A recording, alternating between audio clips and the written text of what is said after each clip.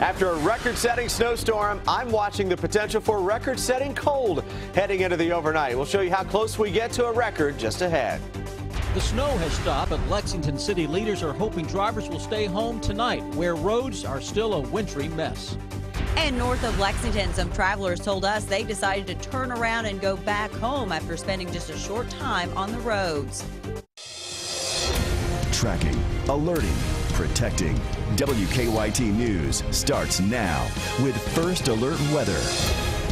Good evening to you. An historic winter storm that left record snow totals across the bluegrass has finally moved out, but now the focus turns to possible record low temperatures overnight. And those could make history as well. It is a first alert severe weather day. We've had a lot of those. We begin our team coverage tonight with Chief Meteorologist Chris Bailey. Chris? It is the first alert severe weather day that simply will not end, guys. It's going to roll on through tonight and tomorrow morning for the potential of record lows. I think a very good likelihood. We said records across the region, where we're seeing a mix of stars and a little cloud cover now. If you have stars outside your house, you're dropping through the single digits. Look at Danville. We just dropped to 9 degrees. Bluegrass Airport with a little bit of high cloud cover over the past little bit, right at 10. 5 into Frankfort, 3 degrees now. Mount Sterling has the cold spot across the entire region. Richmond already down to 9. I'm looking at thermometers, though, out in the open countryside and seeing several of them already showing below zero temperatures. The actual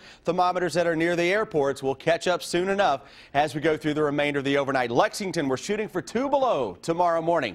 That was set back in 1960. That is the record low for not only the day, but also for the entire month of March. That's the coldest we've ever been for March. We've got a forecast that takes us to 6 below zero first thing tomorrow morning, so we stand to not only break a daily low temperature record, but the coldest temperature ever recorded for the month of March is likely. Frankfort and Georgetown, 5 degrees. Want to show you these cams again because earlier this evening we were seeing the pavement turning wet, especially on this Frankfort cam. Look at the slush that is now freezing up. So black ice, a very strong potential as we go through the overnight. With the clearing skies, guys, a deep snowpack out there, historic snowpack of better than 20 inches into much of the area. That's why we're going to set the stage for the very cold conditions tonight and the Arctic air and the temperatures that go below zero.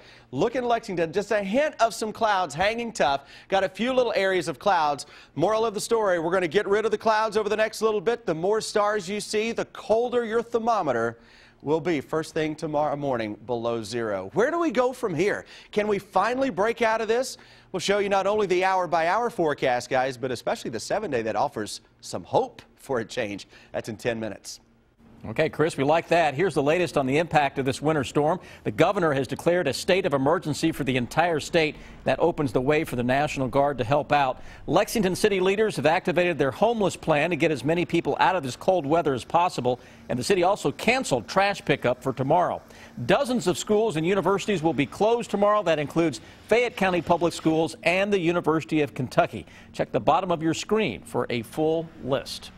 Lexington city leaders are still asking people to stay home if possible tonight. Road crews are getting a lot of work done on main roads, but those side roads are still in pretty bad shape. Jordan Valines joins us now live from Polo Club Boulevard with a look at the latest road conditions. How is it, Jordan? That's right. As you can see here, it's a tale of 2 different roads. The one on my left completely plowed, passable by cars. The one on my right, though, is still covered in several inches of snow, and because of this, many folks spent the day digging out. Hours after the final snowflake fell, the sounds of shovels scraping concrete cut through the otherwise silent night. I'm just trying to make sure I can get to work tomorrow. So I figured I would try to get as much done as I could. And after a day of being snowed in, work from home.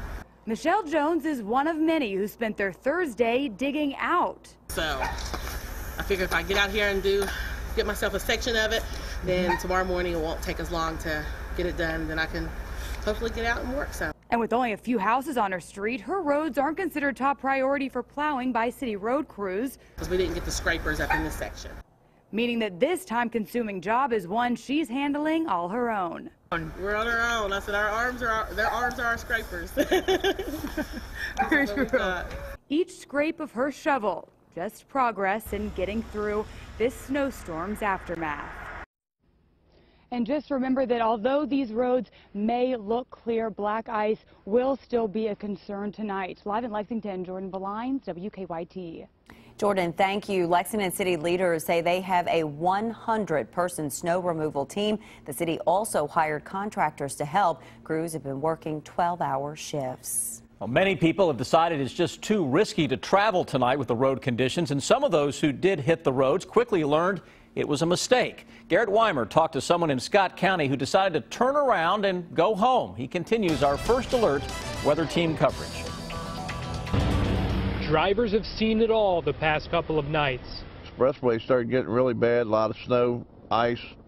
Been a lot of semis over on the side of the road, like they've jackknifed, slid off the side of the road, a few cars off the road. Russell Brumley is from Grant County. He was on his way to Richmond. Don't want to turn around and go back home. Ain't no use going any farther with the roads getting worse. And it's not just the interstates.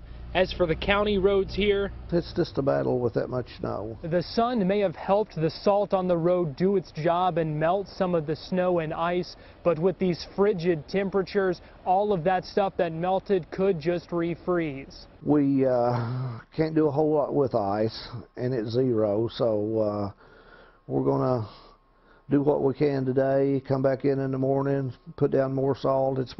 Temperature's supposed to come up tomorrow, so we need a little more time to get everything cleaned up the way we need to. Even though Russell Brumley decided to turn around, it's still not an easy drive home. When you're driving down the road, you can feel it. You're driving on ice. You can feel it rough and thumping. And there's a lot of snow in between. It'll rake under the bottom of your car. And then you get to some points where you can't even see no lanes. It's just all covered with snow and ice. In Scott County, Garrett Weimer, WKYT.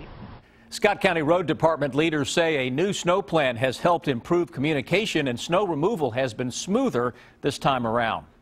Tonight, the National Guard is still rescuing stranded drivers along a stretch of Interstate 65. At one point, more than 200 people were stuck on the interstate in Hardin, LaRue, and Hart counties. The Kentucky National Guard posted these pictures. They've made progress, and parts of the interstate are moving again, but traffic is still at a standstill in Hart County. Susan Kaywood from Lexington spent more than 16 hours stranded. She was still stuck when we talked to her earlier this afternoon. Many people aren't dressed and equipped for it. I have a blanket in my car that I keep. But, you know, it's just not only an inconvenience, it's just I'm worried about there's a couple cars back. There's a lady that's had hip replacement surgery, and she can't even move.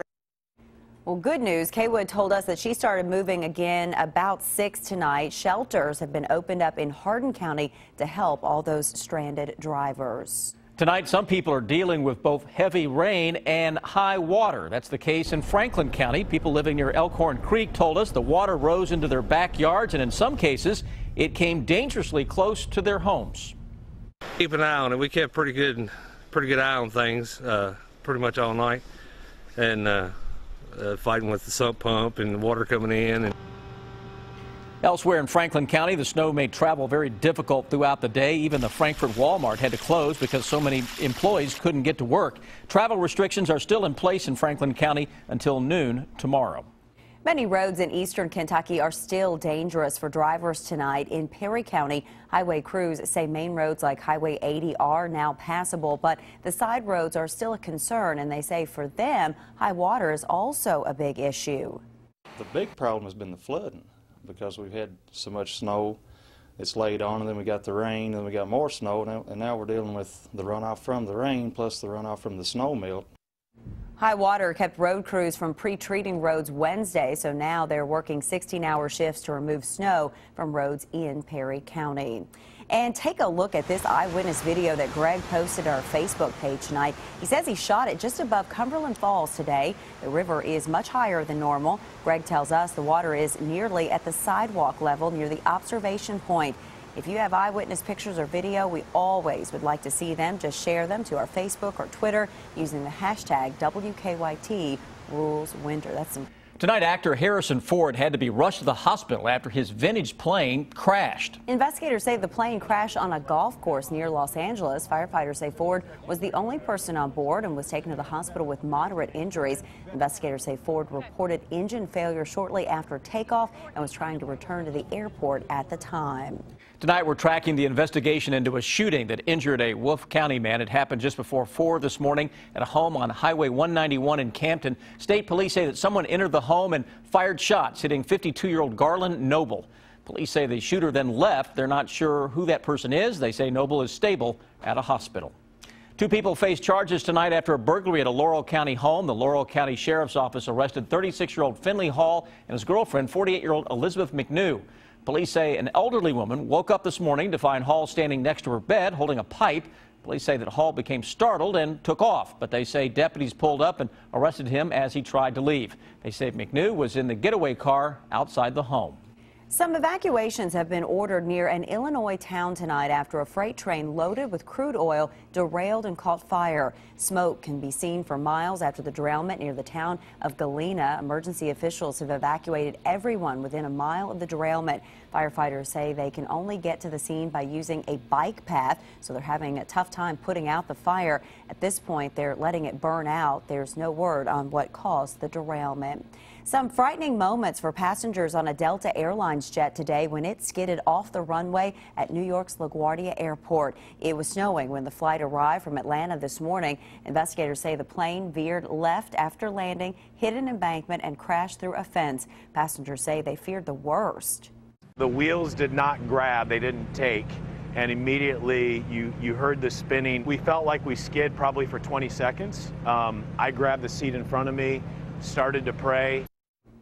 First responders helped passengers get off the plane. Investigators say no one on the plane was seriously injured. Federal investigators are now trying to figure out why that plane went off the runway.